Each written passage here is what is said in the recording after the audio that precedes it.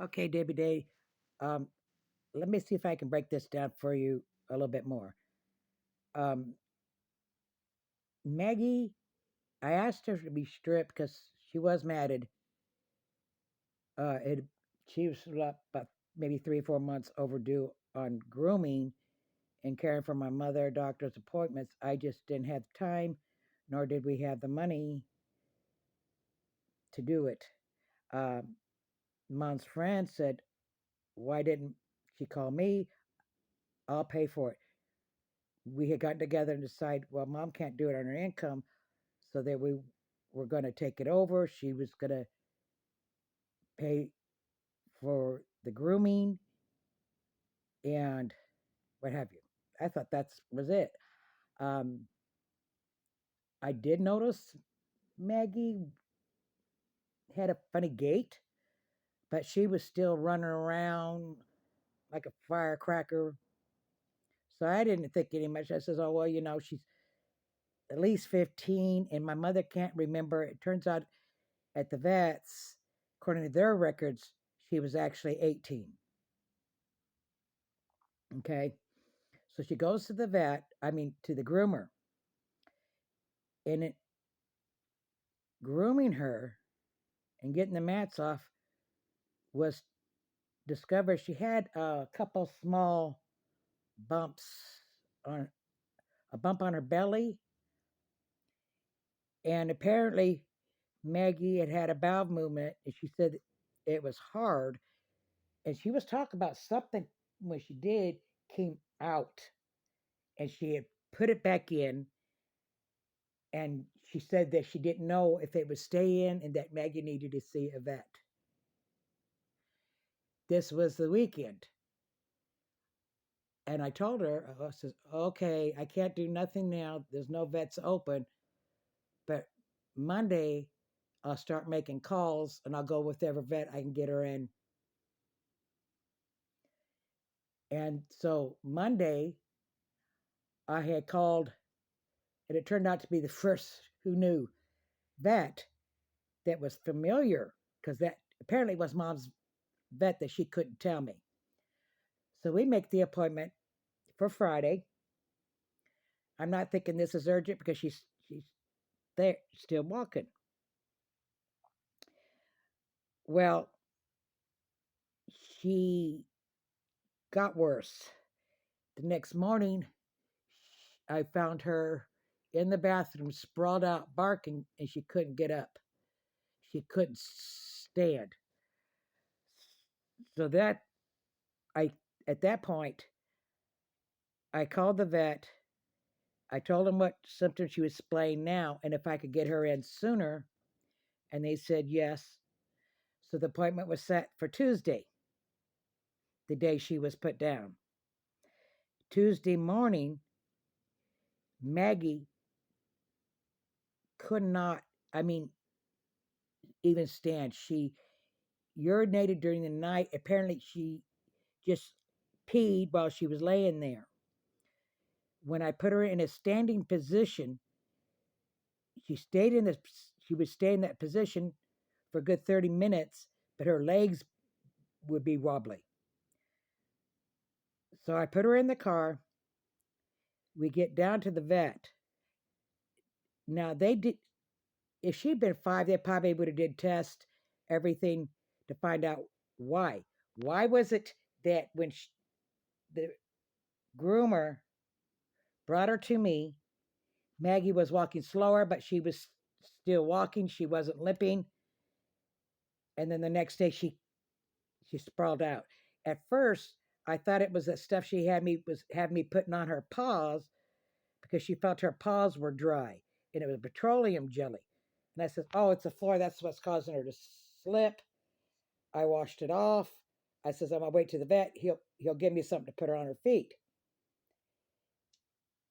And the vet did check that out. Said her paws were fine. He did say that the thing that she was concerned about was actually a nick, that it was not dead skin. This was freshly done, and it looked like That's what happened. Also, she had some blood on her feet, legs, where she had been nicked. Um, they stood her up and they says, "Oh, she's awfully wobbly," and they recommend just putting her down. They didn't seem interested in doing any kind of tests on her to see why and if we could. Um, I know somebody last night said could she done something inadvertently that, and I don't believe the groomer did. The groomer was concerned about the dog. She was just putting her nose where it didn't belong.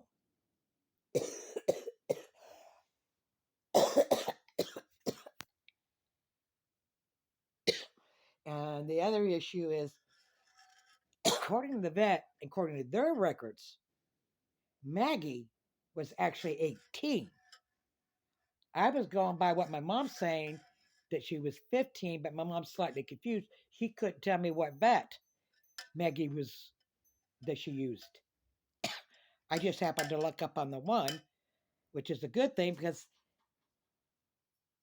the other one turns out wasn't even accepting new patients, even if it was an emergency. So that's a little bit more up with that. I don't know if because her poop was hard that day and she strained to get it out, if that, I don't know what she called it, kind of popped out and she pushed it back in. Could have caused some damage, but I don't see how that would make her where she couldn't stand. So I think Maggie has some underlying condition. I really don't know. I don't know how a dog is running around, goes to groomer, comes back, and in 2 days she can't stand or anything else. And the bumps, they weren't that big. Um, and I don't even know if they were cancerous or not, because at that point they weren't going to even um, do any kind of biopsy or anything. When I got hold of the after she's put down, and I mentioned to the groomer, I says, "Did you notice those slight bumps on her belly?" Because I says when she went down, I picked her up, and I saw her belly. I noticed a small bump, and I can't remember what she was calling it. So that's a little bit more detail on our Maggie. I'm still trying to run my head over it. How does a dog go to the groomers, is walking pretty much fine, comes back that night, she's kind of walking fine, and then I'm woken up at 7:30 in the morning, she's sprawled out on the floor and can't get up. And then went Tuesday trying to stand her up. And although she can maintain it, she was wobbly. It was definitely an effort for her. So that's, I hope that answers your questions, Debbie Day. I'm not mad that she asked me to take her to the vet because she was going anyways. I just felt like whatever treatment Maggie was going to get was really not her business. That I didn't have to tell her that she's a groomer. If she discovers something that slipped past us, yes, she can advise us. That's it. So that's it. I hope that answers your question.